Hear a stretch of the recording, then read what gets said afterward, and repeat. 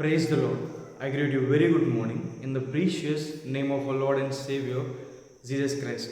మన ప్రభువును రక్షకుడైన యేసుక్రీస్తు నామంలో మీ అందరికీ శుభాలు తెలియజేస్తున్నాను. ఎలా ఉన్నారు? మీరంతా బాగున్నారా? మీకోసం ఎల్లప్పుడూ ప్రార్థన చేస్తున్నాను. మీ అందరికీ కూడా మట్లాదివారం శుభాకాంక్షలు తెలియజేస్తున్నాను. I wish you very happy palms అండి. మనందరం కూడా పరిశుద్ధ వారంలో ప్రవేశించాం. ఈ రోజు మొదలుకొని ఈ వారాన్ని అంతా కూడా పరిశుద్ధ వారం పిలుస్తారు.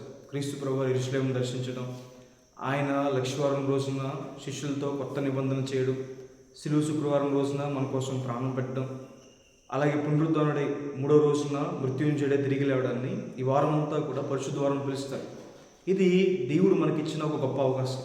మనం దేవుని వైపు తిరగడానికి, దేవునికి మరింత దగ్గరగా రావడానికి, దేవుని నుంచి విశేషమైన ఆశీర్వాదాలు పొందుకోవడానికి దేవుడు మనకిచ్చిన గొప్ప అవకాశం. ప్రతిరోజు కూడా బైబిల్ గ్రంథంలోంచి ఒక వాగ్దానం ధ్యానం చేస్తున్నాం కదా. ఈరోజు కూడా ఒక వాగ్దానం ధ్యానం చేద్దాం. చూడండి, బైబిల్ చదివిన వాళ్ళంతా ఓపెన్ చేయండి. జకర్యా గ్రంథము 9వ అధ్యాయము 9వ వచనం. సియోను నివాసులారా బహుగా సంతోషించుడి, యెరూషలేము నివాసులారా ఉత్సహించుడి. నీ రాజు నీతిపరుడును రక్షణ గలవాడై ఉండి దీనుడై గాడిద పిల్లను ఎక్కి నీ యొద్దకు వచ్చుచున్నాడు. హల్లెలూయా. మనం మట్లాది వారాన్ని ఎందుకు సెలబ్రేట్ చేసుకుంటాం? పామ్ సండేని ఎందుకు మనం సెలబ్రేట్ చేసుకుంటామంటే, క్రీస్తు ప్రభువారు యెరూషలేముని గాడిద మీద దర్శించారు. అంతకుముందు ఇప్పుడు క్రీస్తు ప్రభువారు యెరూషలేము దర్శించలేదంటే, ఆయన ఎన్నోసార్లు యెరూషలేము దర్శించారు. అయితే మరి ఎందుకు ఈరోజు ప్రత్యేకత అంటే, క్రీస్తు ప్రభువారు తానే మెస్సయ్యని, తానే దేవుణ్ణని చూపించుకున్న రోజు ఈరోజు. వాస్తవానికి మనం ఇప్పుడు చదివిన జకర్యా గ్రంథం 9వ అధ్యాయం 9వ వచనము మెస్సయ్య కోసం రాయబడిన ప్రవచనం. అది క్రీస్తు ప్రభువారే అయ్యున్నారని చెప్పి ఆయన చూపించారు. బైబిల్లో క్రీస్తు ప్రభువారిని యూదుల రాజును పిలిచారు. యూదుల రాజు అంటే అర్థం ఏంటి? దేవుడు ఈ లోకానికి మనిషిగా వస్తే ఆయన్ని యూదుల రాజును పిలుస్తారు. మెస్సయ్య అంటే అర్థం ఏంటి? దేవుడు ఈ లోకానికి మనిషిగా వస్తే ఆయన మెస్సయ్యని పిలుస్తారు. మనుష్య కుమారుడని, దేవుని కుమారుడని, ఇవన్నీ కూడా దేవుడు సర్వశక్తిమంతుడు, సర్వ సృష్టికర్త ఈ లోకానికి మనిషిగా వచ్చినప్పుడు ఇవ్వబడిన బిరుదులు అవన్నీ కూడా. ఇప్పుడు క్రీస్తు ప్రభువారు నేనే దేవుడు అని చెప్పి ఎన్నో సందర్భాల్లో చెప్పుకున్నారు. నేను అబ్రహాం కంటే ముందున్నవాడిని, తండ్రి నేను ఏకమై ఉన్నామని, నన్ను చూస్తే తండ్రిని చూసినట్టని, నా నామని మీరు ఏమడిగినా ఇస్తానని ఆయన ఎన్నోసార్లు చెప్పారు. అది మాత్రమే కాదు, ఆయన చేసిన అద్భుత కార్యాల ద్వారా చూపించారు క్రియల్లో. అయితే ఈసారి ఈ ప్రవచనం నెరవేర్పును మనం చూస్తాం. ఆయన రాజుగా, ఆయన మెస్సయ్యగా తను కనపరుచుకోవడం మనం చూస్తాం. అందుకే పిలాతు కూడా అడుగుతాడు దీని తర్వాత, నీవు రాజువా అని అడిగినప్పుడు, అవును నేను రాజునే, కానీ నా రాజ్యం ఈ లోక సంబంధమైనది కాదని చెప్పి క్రీస్తు ప్రభువారు చెప్పడం మనం చూస్తాం. మట్లాదివారం సందర్భంలో దేవుడు మనకిచ్చిన ఆశీర్వాదాలు ఏంటి? మొదటిగా ప్రవచనం నెరవేర్పు, దేవుని వాగ్దానం నెరవేర్పు. దేవుడు ఏ వాగ్దానం అయితే ఇచ్చాడో దేవుడు ఆ వాగ్దానం నెరవేరుస్తాడు. దేవుడు ఇచ్చిన మాట నిరర్ధకం కానేరదని దేవుని వాక్యం సెలవిస్తుంది. ఒకవేళ మీరు ఏదైనా వాగ్దానం విశ్వాసం నుంచి ఆలస్యం అవుతుంది అనుకుంటారా?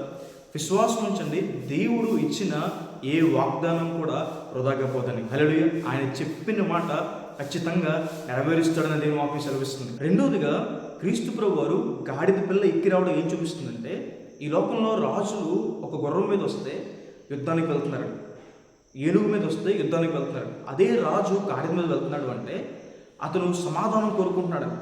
క్రీస్తు ప్రభువారు అంటారు కదా, ప్రయాసపడి భారం మోయుచున్న సమస్త జనులారా నా ఎద్దుకు రండి, మీకు విశ్రాంతి కలగజేస్తారని. నిజమే, ఈరోజు మీరు ఏ భారం అయితే భరిస్తున్నారు, ఏ సమాధానం లేకుండా, ఏ పరిస్థితులు, అనారోగ్యాలు కానీ, అప్పుల బాధలు కానీ మీ కుటుంబంలో సమాధానం లేకుండా చేస్తున్నాయో, క్రీస్తు ప్రభువారు మీకు సమాధానం ఇస్తారు. క్రీస్తు ప్రభువారికి ఒక పేరు సమాధానకర్త. ఆయన మన భారాలు భరించేవాడని, ఆయన భుజం మీద రాజ్యభారం ఉంటుందని సెలవిచ్చిన రీతిగా దేవుడు మన భారాలు భరిస్తున్నవాడని, మనకి విశ్రాంతి, సమాధానం కలిగజేసేవాడని. ఒకవేళ భవిష్యత్తు కోసం భయపడుతున్నారు, ఎలా ఉంటుందని క్రీస్తు ప్రభువారిని మీ సొంత రక్షణ ఒప్పుకోండి, ఆయన్ని మీ హృదయంలో అంగీకరించండి. దేవుడు మీకు సమాధానాన్ని కలగ చేస్తాడు, నెమ్మదిని మీ దేవుడు మీకు ఇస్తాడు. ఒకవేళ ఇంట్లో గొడవలు అవుతున్నా, ఒకరి మాట ఒకరికి అర్థం అవ్వకుండా, ఒకరి ఆలోచన ఒకరు అర్థం అవ్వకుండా ఎప్పుడూ గొడవలు అవుతున్నా, క్రీస్తు ప్రభువారిని మనం చేర్చుకుంటే ఆయన మనకి సమాధానం కలగ చేస్తాడని దేవుని వాక్యం సెలవిస్తుంది. మూడవదిగా క్రీస్తు ప్రభువారు ఏ గాడిదనైతే ఎక్కారో అది కట్టబడిన గాడిద విప్పబడిందని. ఈరోజు మనం ఏ బంధకాలు అయితే ఉన్నాం, ప్రతి బంధకాల నుండి మనల్ని విడిపించడానికి క్రీస్తు ప్రభువారు శక్తి సామర్థ్యం కలిగినవాడని. ఇశ్రాయేలు ప్రజల్ని ఫరో చేతులను విడిపించిన దేవుడు, షడ్రక్ మేషకి అభ్యర్థుకొని అగ్నిగుండం నుండి విడిపించిన దేవుడు. ఈరోజు మీరు ఏ బంధకాలు అయితే ఉన్నారు, పాప బంధకాలు కావచ్చు, వ్యసనాలు కావచ్చు, ఎక్కడ చిక్కుపడిపోయారు, దేవుని వాక్యం సెలవిస్తుంది దేవుడు మిమ్మల్ని ప్రతి బంధకాల నుండి విడిపిస్తాడు అని. హల్లెలూయా. మనం దేవుని నామమును మహిమపరచులాగా మనం దేవుడిని మనం కనపరచులాగా దేవుడు మనల్ని విడిపిస్తాడు. విడుదల దేవుడు మనకు అనుగ్రహిస్తాడని దేవుని వాక్యం సెలవిస్తుంది. ఆయన మీ కొరకు నూతన ద్వారాలు తెరుస్తారని దేవుని వాక్యం సెలవిస్తుంది. క్రీస్తు ప్రభు వారు ఏ గాడిద ఎక్కారో ఆ గాడిదకి మనుషులు విలువ మనం చూస్తాం. క్రీస్తు ప్రభు వారు ఆ గాడిద మీద ఉన్నంత వరకు కూడా ఆ గాడిద విలువించారు. మన జీవితంలో మనం దేవుని నామాన్ని భరించినంత కాలం, దేవుని కోసం బ్రతికినంత కాలం మనకి ఘనత, మనకి మహిమ, మనల్ని దేవుడు ఉన్నతమైన స్థానం నిలబెడతాడు. కాబట్టి ఆయన నామాన్ని భరించే వారికి ఉన్నంతకాలం మనకి ఆశీర్వాదం దేవుని వాక్యం సెలవిస్తుంది. క్రైస్తవులని పేరు పెట్టుకోవడం మాత్రమే కాదు, కానీ క్రీస్తుకు తగినట్టుగా మనం జీవించినప్పుడు, దేవుని వాక్య ప్రకారం జీవించినప్పుడు ఆశీర్వాదం పొందుతాను. ఆఖరిగా మనం చూసినట్టయితే క్రీస్తు ప్రభు వారు దేవాలయాన్ని దర్శించి, యెరూషలేములో ఉన్న మందిరాన్ని దర్శించి, ఆయన అక్కడున్న క్రయ విక్రయాలన్నీ ఆపేసి, అంటే అక్కడ అన్యాయం అంతా తీసివేసి ఆయన దాన్ని పరిశుద్ధపరిచారు.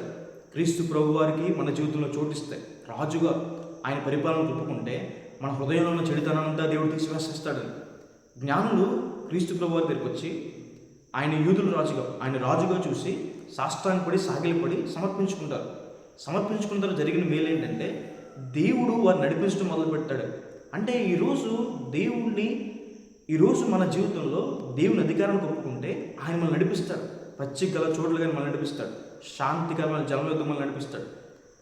పేతురు గారు క్రీస్తు ప్రభు వారిని నా ఏలినవాడా అని పిలుస్తాడు. అంటే నా రాజా, నా ప్రభువా, నా పరిపాలకుడు అని పిలుస్తాడు.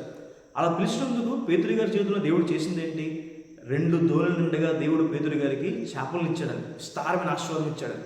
ఈరోజు దేవుని మాటకు మనం లోపడితే దేవుడు మనల్ని ఆశీర్వదిస్తాడు, ఆయన మనల్ని నడిపిస్తాడు. అలాగే బైబిల్లో గిద్యోను అనే వ్యక్తిని మనం చూస్తాం. గిద్యోను దేవుడిని నా ఏలినవాడా అని పిలుస్తాడు. అలా పిలిచి దేవుడు చెప్పినట్టు చేసినప్పుడు గిద్యోనికి దేవుడు మిద్యామీయులపైన విజయాన్ని ఇస్తాడు.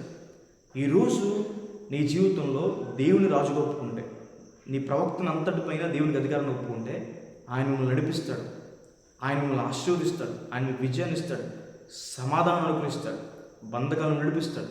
కాబట్టి అట్లాద్వారంలో దేవుడు మనకు అనేకమైన ఆశీర్వాదాలు ఇచ్చారు. మనము దేవుని రాజుగా ఒప్పుకొని ఆయన అధికారానికి మన ప్రవక్తనంతరం మీద ఒప్పుకుంటే విశేషమైన ఆశీర్వాదం పొందుకుంటామని. హల్లెలూయా.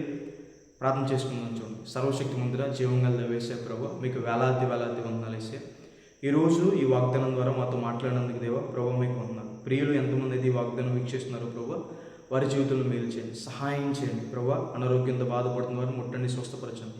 అప్పుల బాధలు బాధపడుతున్న వారు లేవనెత్తండి, ప్రతి అవసరం తీర్చండి ప్రభు. మట్లాది వారి ఆశీర్వాదాలు వారి జీవితంలో, వారి కుటుంబం పట్ల ఉంచమని దేవో ప్రతిమానుకుంటున్నాం. ప్రతి అవసరాన్ని తీర్చండి, వారి పక్షాన మీరు ఉండమని, గొప్ప కార్యాలు చేయమని యేసు నామమున అడిగి వేడుకుంటున్నాను తండ్రి. ఆమేన్.